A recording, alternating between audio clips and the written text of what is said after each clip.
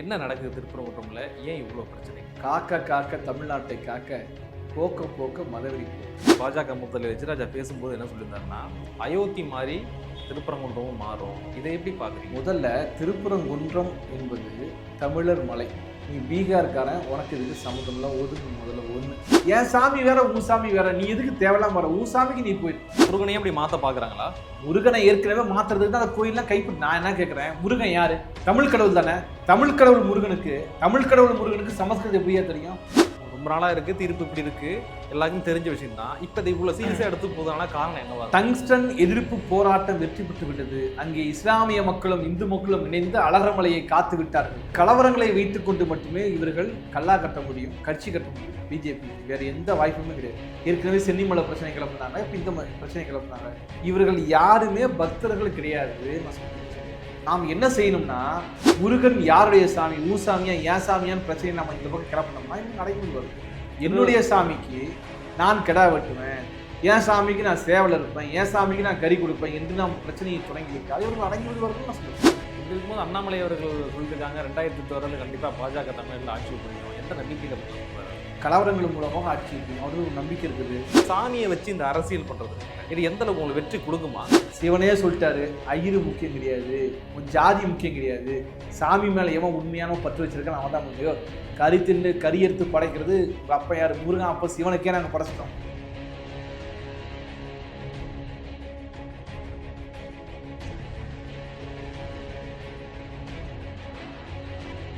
தமிழர் கழக நேயர்களுக்கு சக்தி மல்லிகரப்பாவின் பேரன்பும் பெருமகிழ்வும். இன்று நம்மோடு மக்கள் அதிகாரம் செய்தி தொடர்பாளர் மருது இணைந்திருக்கிறார். வணக்கம் மருது சார். வணக்கங்க. இப்போ கொஞ்ச நாளாகவே தமிழ்நாட்டில் ஒரு பிரச்சனை ரொம்ப தீவிரமாக போயிட்டுருக்கு. மதுரை திருப்பரங்குன்றம் பற்றி தான் நான் இப்போ உங்கள்கிட்ட இன்னைக்கு பேச போகிறேன். என்ன நடக்குது திருப்பரங்குன்றம்ல? ஏன் இவ்வளோ பிரச்சனை? காக்க காக்க தமிழ்நாட்டை காக்க, போக்க போக்க மதவெறி போக்கு. மாய்க்க ஆர்எஸ்எஸ், பிஜேபி, அம்பானி, அதானி, பாசிச கும்பல். அங்கே திருப்பரங்குன்ற மக்களுக்கும் அங்கே தர்காவுக்கும் ஒரு பிரச்சனையும் கிடையாது. இவ்வளோ பிரச்சனையாகுது, இவ்வளோ பிரச்சனையை உருவாக்க முயற்சி செய்கிறாங்க. ஆனால் இதில் திருப்பரங்குன்றத்தை சேர்ந்த மக்கள் யாரும் இதில் கலந்துக்கல. வெளியிருந்து வராங்க. வெளியிருந்தா இது போன்ற போராட்டம் நடத்துகிறாங்க, பல்வேறு சீன்லாம் போட்டுட்டு இருக்கிறாங்க. திருப்பரங்குன்ற மலை யாருக்கு சொந்தம்னு ஏன்டா அடிச்சிடுச்சு அவங்க? அது தமிழ்நாட்டுக்கு சொந்தம், தமிழர் மலை. பாஜக முதல்வர் எச்ராஜா பேசும்போது என்ன சொல்லியிருந்தாருன்னா, அயோத்தி மாதிரி திருப்பரங்குன்றமும் மாறும். இதை எப்படி பார்க்குறீங்க? முதல்ல திருப்பரங்குன்றம் என்பது தமிழர் மலை. நீ பீகார்காரன், உனக்கு இதுக்கு சம்மந்தம்ல ஒதுங்கு. முதல்ல ஒன்று. சரி, பீகார்காரங்க எல்லாத்தையும் நம்ம கேவலமாக பேசல. இது மாதிரி மோசமான இழிவான ஒரு ஜந்துக்களை தான் நம்ம சொல்கிறோம். பீகார்லேருந்து எவ்வளவோ அவங்க கஷ்டப்பட்டு உழைக்கிற மக்கள் வராங்க, அவங்கள நம்ம சொல்கிறோம். உனக்கு இதுக்கு சம்மந்தம்ல உங்களுக்கு ஒதுங்கு. முருகன் இந்து கடவுளே கிடையாது, கொற்றவையின் மைந்தன். முருகன் யாரு? குறிஞ்சி நில தலைவன். முருகன் யாரு? ஒரு வேடன். முருகன் யாரு? ஒரு சாதி மறுப்பு திருமணம் புரிந்தவன். இதெல்லாம் யாருக்கு சொந்தம்? இதெல்லாம் பெரியார் பேசுனது தானே. சாதி மறுப்பு கல்யாணம் பண்ணிக்குவன் பெரியார் பேசினாரு, முருகன் அன்னைக்கே கல்யாணம் பண்ணிட்டான். சாதி மறுப்பு திருமணம் பண்றது யாருக்கு பிடிக்காது? ஹச்ராஜாவுக்கு பிடிக்காது இல்ல? அப்போ உன் எதிரி யாரு? முருகனா இல்லையா? நீ என்ன புதுசா முருகனுக்கு சப்போர்ட் பண்ணி பேசுறீன்னு கேட்கிறேன். முருகனுக்கும் உனக்கு என்ன சம்பந்தம்? திருமுருகாற்றுப்படைன்னு ஒரு நூல் இருக்கு, தெரியுமா? முதல்ல அந்த மரமண்ட எச்சுராஜா அந்த எச்சைக்கிட்ட திருமுருகாற்றுப்படையை படிக்க சொல்லுங்க. அதுக்கு தமிழ் படிக்க தெரியுமான்னு தெரியல, ஏதாவது படிச்சு காட்ட சொல்லுங்க. திருமுருகாற்றுப்படையில மறியறுத்து விரையி அப்படின்னு தொடங்கக்கூடிய ஒரு செய்யுள் இருக்கு, அதை படிங்க. அதை மரமண்டை அதை படிங்க, மரமண்டைன்னு நம்ம சொல்லணும். அப்போ எதை வச்சு முருகன் எங்கள் கடவுள், அதை இந்து கோயில்னு எச்ராஜா சொல்ல வர்றாரு? அப்போ மறியறுத்துனா என்ன? மறினா என்ன தெரியுமா? ஆடு, செம்மறி ஆடுன்னு சொல்லுவாங்க, கேள்விப்பட்டிருக்கீங்களா? அப்போ மறி என்பது ஆடு, ஆட்டில் ஒரு வகை செம்மறி ஆடு. அப்போ என்ன? மறி அறுத்து என்ன? மறி அறுத்து அந்த ரத்தத்தில் பச்சை அரிசியும் ஆட்டு ரத்தமும் தான் யாருக்கு பிடிச்ச உணவு? நம்ம முருகனுக்கு பிடிச்ச உணவு. இப்போ நம்ம முருகன் எதை சாப்பிடுவார்? பச்சை அரிசியும் ஆட்டு ரத்தமும் சாப்பிடுவார்னா அவர் எப்படி ஹச்ராஜாவுக்கு சொந்தக்காரனாக இருப்பார்? வேற தானே. நீ வேற நான் வேற தானே. ஆடு மாடு கிடா வெட்டக்கூடாதுன்னு சட்டம் ஜெயலலிதா கொண்டு வந்தப்போ ஆதரிச்சவன் யாரு? நீ. எதிர்த்தவன் யார்? நான். அப்போ நீ வேற நான் வேற தானே. என் சாமி வேற உன் சாமி வேற, நீ எதுக்கு தேவையில்லாம வர? உன் சாமிக்கு நீ போயிரு. நீ அயோத்திக்கு போ, இல்லை அந்த பக்கம் எங்கேயோ. அயோத்தியிலேயே ஒரு ராமன் டெபாசிட் இருக்காது. ஒரு ராமன் தோத்து போயிட்டான். ஜெயிச்சவன் தலித் ராமன் ஜெயிச்சார். உன் பிஜேபி ராமன் தோத்து போயிட்டான். அப்ப அயோத்தியிலேயே நீ ஒண்ணுமில்லன்னு ஆன பிறகு இவங்க அப்பையும் வேலை எடுத்தாங்களே, வேலை கையில் எடுத்தாங்க. வேலை கையில எடுத்தாங்க, ஓட்டு விடலையே, வேலை கையில எடுத்தாங்க. அப்ப இன்னும் ஆபாசமாக கேட்டி தராம வேற இன்னும் நிறைய வேலை பண்ணிட்டு இருந்தாரு. பிரச்சனை அது கிடையாது நான் சொல்ல வரேன். நான் மீண்டும் தமிழ்நாட்டுக்கும் இந்த RSS பாஜக கும்பலுக்கும் சம்பந்தம் கிடையாது. உங்களுக்கு எதிராக தான் வள்ளுவர்ல இருந்து வைகுண்டர் வள்ளலார் பெரியார் வரைக்கும் இன்றைக்கு நாம் வரைக்கும் சாதி எதிர்ப்பு வர்ணபேத இந்த பார்ப்பன எதிர்ப்பு கருத்து பேசி கொண்டிருக்கிறோம். அப்போ நான் இப்போ முருகன் பிரச்சனைக்கு வரும். முருகனுக்கும் உனக்கும் முதல்ல சம்மந்தம் இல்லை. அவன் எங்க ஆளு எங்கிட்ட விட்டு எங்க பிரச்சனை. நான் உங்களை கேட்குறேன், இறந்து போனவர்களை வழிபடுவது எந்த மதத்தின் பண்பாடு? இந்து மதத்தில் கிடையவே கிடையாது. இந்து மதம் என்று சொல்றாங்களே சைவம் வைணவத்தில் செத்து போனவங்களை கும்புற பழக்கம் கிடையாது. இப்போ நாட்டார் வழிபாடு உலகம் முழுவதும் பழங்குடி மக்களுடைய வழிபாடு எதுன்னு பார்த்தோம்னா இறந்து போனவர்களை வழிபடுவது. நம்ம வீட்டுகளில் கூட பார்த்தோம்னா இறந்து போன தாத்தா அப்பா அம்மா இறந்து போனா குழந்தை இறந்து போச்சுன்னா கூட வருஷத்துல ஒரு நாள் தவசம் இல்லைன்னா ஏதோ ஒரு வகையில பண்ணுவாங்க இல்லையா. இது ஒரு வழிபாடு முறை. இந்த வழிபாட்டு முறை தான் இங்க தர்காவா இருக்குது. இந்த தர்கா வழிபாட்டு முறையை இஸ்லாமை ஏற்றுக்கொள்வது கிடையாது.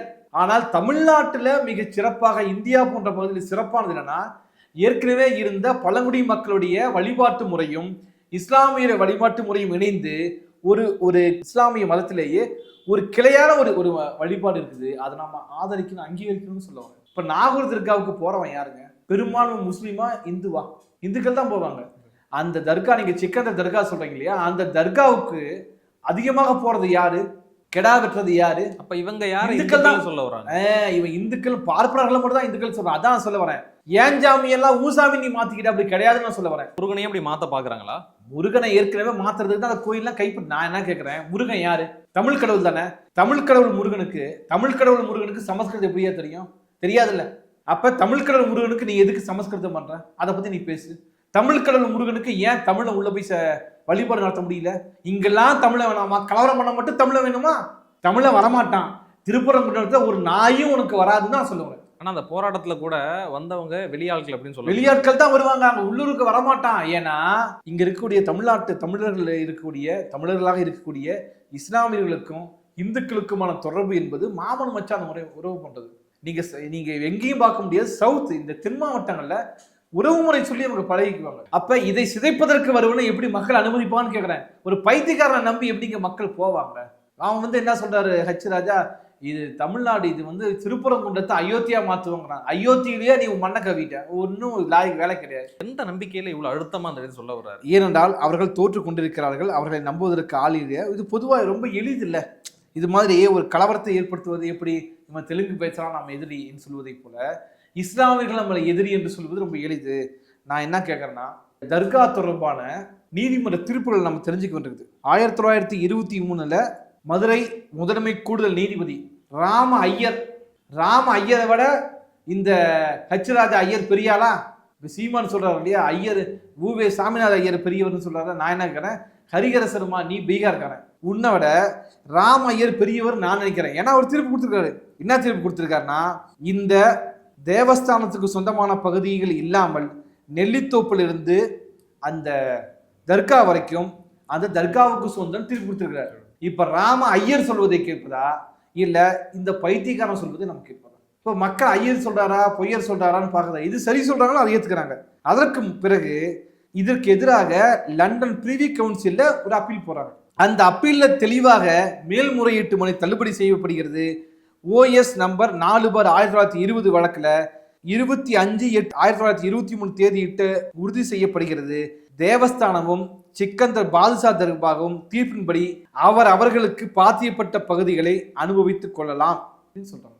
அதற்கு பிறகு, அதாவது ஹையஸ்ட் பிரிவி கவுன்சில் அப்ப அதுல கொடுக்கப்பட்ட தீர்ப்புக்கு பிறகு இது மாதிரி ஒவ்வொருத்தரா கிளம்பி வராங்க. 1978 தேவஸ்தானம் ஒரு வழக்கு போடுறாங்க. அப்ப இருந்தவர் மாவட்ட சார்பு நீதிமன்றம் மதுரையை சேர்ந்த K. சுப்பிரமணியம் என்ற நீதியரசர்.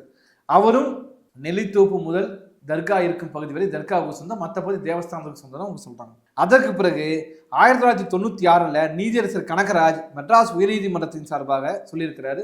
அப்ப இருந்து வழக்கு போட நபர் யாருன்னு பார்த்தீங்கன்னா தலைவர் இந்து பக்த ஜனசபை வி தியாகராஜன் ஒருத்தர் போட்டிருக்கிறாரு. அப்போதும் கொடுக்கப்பட்ட தீர்ப்பு என்னன்னா, தர்காவுக்கு சொந்தமான இடங்கள் என்று ஏற்கனவே சொன்னது வரையறுக்கப்பட்டது. அதற்கு பிறகு 30/11/1998 மெட்ராஸ் உயர்நீதிமன்றம் நீதியரசர் R. பாலசுப்ரமணியமும் சேம் இதே மாதிரியான ஒரு தீர்ப்பு கொடுத்திருக்கிறாரு. அதற்கு பிறகு 2012 சார்பு நீதிமன்றம் திருமங்கலம் சார்பாக இதை போலவே தொடரப்பட்ட வழக்கிலையும் தர்காவுக்கும் தேவஸ்தானத்துக்கும் தனித்தனி உரிமைகள் இருக்குதுங்கிறத அவங்க உறுதி செஞ்சாங்க. 28/6/2023 தேதியிட்டுல நீதியரசர் R Subramaniam, L Victoria Gowri Madras உயர்நீதிமன்ற மதுரை அமர்வுலையும் இருதரப்பு உரிமைகளையும் அங்கீகரிச்சிருக்காங்க. இதுக்கு மேல ஹெச்ராஜாவுக்கு வேற என்ன வேணும்? இந்த நாட்டுல நீதிமன்றத்தை நான் மதிக்கிறேன், சட்டத்தை மதிக்கிறேன்னு நீ சொல்றது உண்மைனா இதுக்கு மேல உங்களுக்கு வேற எத்தனை தீர்ப்பு வேணும்னு நான் கேட்கறேன்.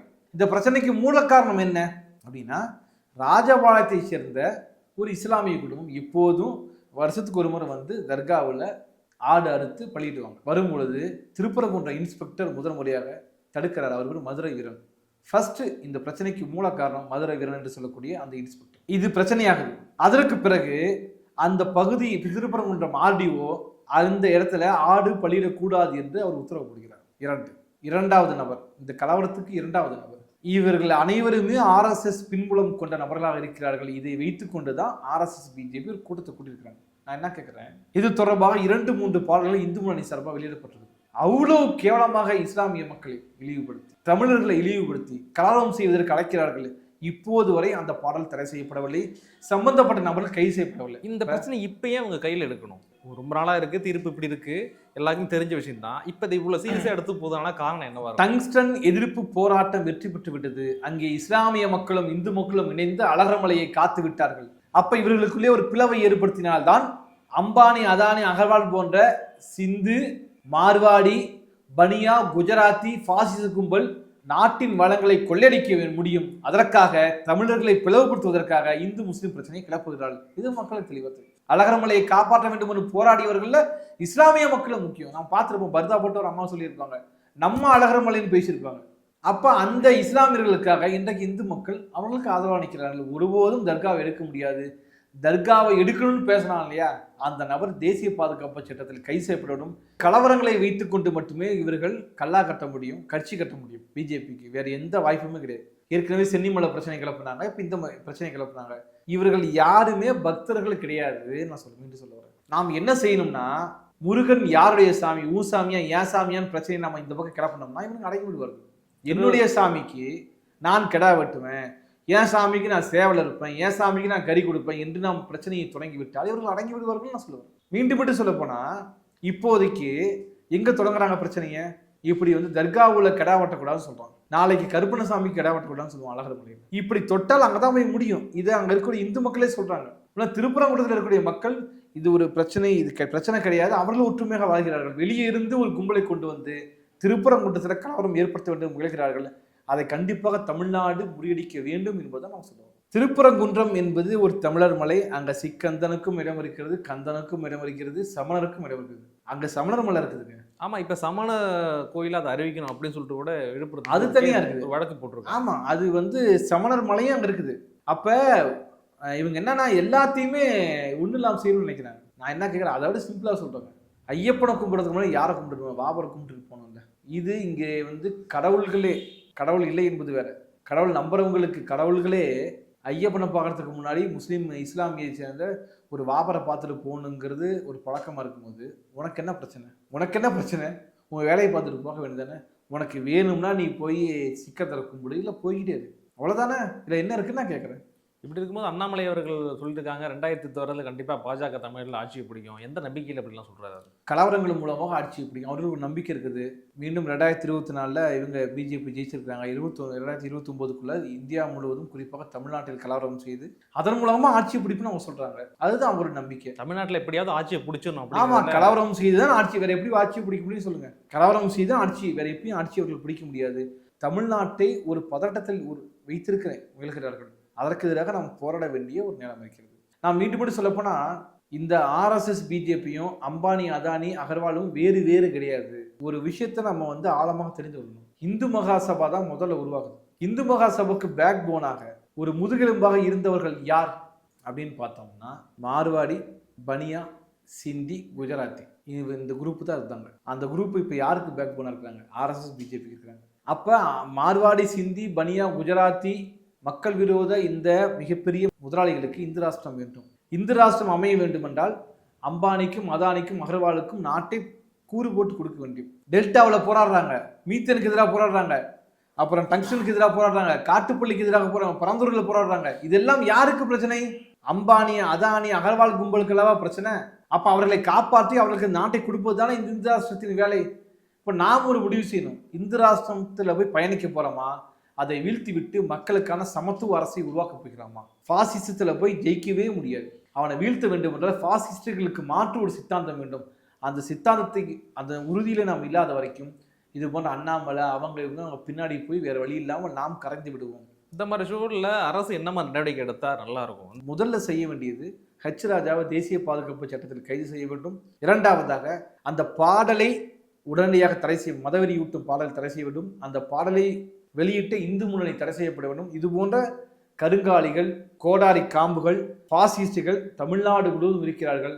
அவர்கள் உடனடியாக கைது செய்யப்பட வேண்டும். இந்த பிரச்சனைக்கு மூல காரணமான திருப்பரங்குன்றம் இன்ஸ்பெக்டர் மதுரை வீரன், ஆர்டிஓ உள்ளிட்ட நபர்கள் மீது உடனடியாக சட்ட நடவடிக்கை தமிழ்நாடு அரசு எடுக்க வேண்டும். எடுக்காவிட்டால் இது ஒரு ஃபார்மட்டா வச்சுட்டு தமிழ்நாடு முழுக்க அங்கங்க பிரச்சனை பண்ணிட்டே இருப்பாங்க. எங்கேயுமே மசூதிக்கு பக்கத்துல இந்து கோயில் இருக்குது, இல்லாம கிடையவே கிடையாது. நீங்க தமிழ்நாட்டோட சிறப்பு புரிஞ்சுக்கணும். என்னன்னா, இந்தியாவிலேயே அதிகமான கோயில் இருக்குது தமிழ்நாடு.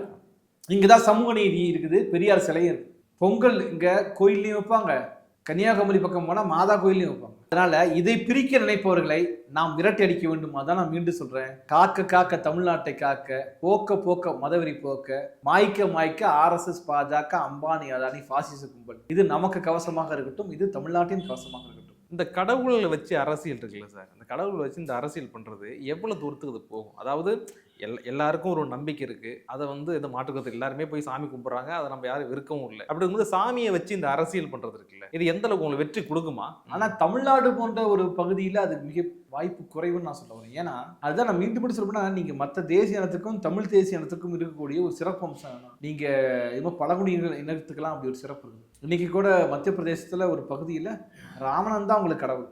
அப்போ இங்கே இப்போ நீங்கள் அப்படி எடுத்துக்கிட்டோம்னா சாய்பாபா யாருங்க? பிறப்பால் ஒரு முஸ்லீம் அவர் இந்து சாமியெல்லாம் கூப்பிட்டு இருந்தார். இப்போ சூஃபின்னு ஒரு மதம் இருக்கு இல்லைங்களா, சொல்கிறாங்கல்ல, அது சைவமும் இஸ்லாமும் இணைந்து உருவானது. குறிப்பாக தமிழ் தேசிய நம்ம தமிழ்நாடு இது போன்ற விஷயத்தோம்னா ஒரு பாரம்பரியம் இருக்குது. இந்த வர்ண பேதங்களுக்கு எதிராக போராடிய பாரம்பரியம், அந்த பாரம்பரியத்தை நாம் எவ்வளவு தூரம் காப்பாற்றுகின்றோமோ, அதுக்கு உறுதுணையாக இருக்கிறோமோ, அந்த அளவுக்கு இந்த RSS BJP கும்பலை வீழ்த்த முடியும். நாம் அதில் கைவிட்டுட்டோம் அப்படின்னா கண்டிப்பாக தமிழ்நாடு அவர்களுக்கு அடிமையாகிவிடும். ஆனால் மொழிப்போர் தியாகிகள் நம்ம கற்றுக் கொடுத்துருக்காங்க. ஜல்லிக்கட்டை மீட்டெடுத்தது தமிழ்நாடு, காவிரி போராட்டத்தை முன்னெடுத்தது தமிழ்நாடு. இப்படிப்பட்ட பண்பாடு கொண்ட தமிழ்நாடு ஒருபோதும் மதுரையை விடாது. அதை தாண்டி நான் ஒன்று சொல்கிறேன், தமிழ்நாட்டில் இருக்கக்கூடிய இந்த பல்வேறு புராணங்கள்லேயே எப்படி இந்த கதையெல்லாம் இருக்கு. நீங்கள் கவனிச்சிருக்கீங்கன்னா, கண்ணப்ப நாயனார் கதையை நீங்கள் கேள்விப்பட்டிருப்பீங்க. கண்ணப்ப நாயனார் கதை மாதிரி இந்தியில ஒரு புராண கதையை கேட்க முடியாது. அந்த கதையை நான் சொல்றேன் ஒரு நிமிஷத்துல. ஒரு காட்டில் இருக்கக்கூடிய ஒரு சிவலிங்கம், டெய்லியும் போய் ஒரு ஐயர் பூஜை போடுறாரு. அவருக்கு டெய்லியும் போகும்போதெல்லாம் பன்னிக்கறி சமைச்சவன வச்சிருக்கான். இதுக்கு பயங்கர கோபம் அவருக்கு, கண்ணீர் விட்டு அழுறாரு.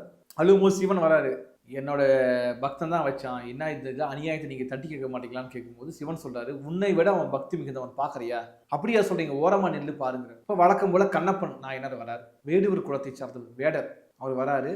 அவர் பிடித்ததில் முதல்ல பன்னியை பிடிக்கிறாரு. பன்னி அறுத்து சமையல் செஞ்சு சூடாக அப்படி சூப்பராக சமையல் செஞ்சு சிவனுக்கு வைக்கிறார். அப்போ சிவன் தன் திருவிழாவில் காட்டுகிறார். ஒரு கல்லில் அவருக்கு ரத்தம் வருது. ரத்தம் வரும்போது என்னென்னவோ செஞ்சு பார்க்குறாரு கண்ணப்ப நாயனார். கண்ணில் ரத்தத்தை நிறுத்த முடியல. அப்போ தன்னுடைய கண்ணை பிடுங்கி வைக்கிறார். ரத்தம் நின்றுச்சு. உடனே சிவன் சொல்றாரு அந்த சாமியார்கிட்ட, இவனுடைய பக்தியை இன்னும் பாருன்னு சொல்லி இன்னொரு கண்ணில் ரத்தம் வருது. அப்போ என்ன செய்யறாரு, இந்த கண்ணை பிடிக்கிட்டா கண்ணு தெரியாமல் போயிடும், ஆனால் இந்த கண்ணில் வைக்க முடியாது. அப்போ என்னுடைய காலை தூக்கி சிவனுடைய கண்ணில் வச்சாரு. அப்போ இந்த இடம் தெரியணுங்கிறதுக்காக எடுத்து வைக்கிறார். அதற்கு பிறகு சிவன் தோன்றியதாகவும், சிவன் தோன்றி இவருக்கு கண்ணை கொடுத்ததாகவும், கண்ணை கொடுத்து விட்டு யார் பக்தியில சிறந்தவர் என்று பேசுவதை போல ஒரு கதை.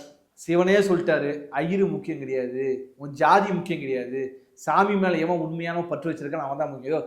கறி தின்னு கறி எடுத்து படைக்கிறது உங்க அப்பா யாரு? முருகன். அப்போ சிவனுக்கே நாங்கள் படைச்சிட்டோம் இல்லையா? முருகனுக்கும் படைச்சாச்சு.